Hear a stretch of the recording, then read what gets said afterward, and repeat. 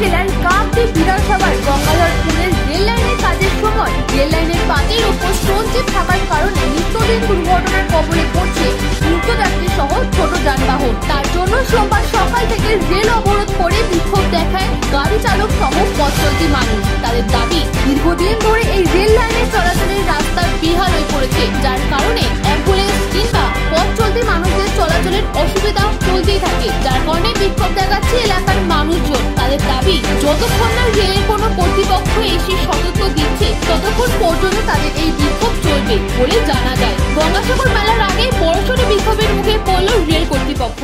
ব্যক্তিগত জিনিস নয় বা ব্যক্তিগতভাবে আমি কোনো বলতে পারবো না। এখানে বহু মানুষের ভিড় হয়েছে।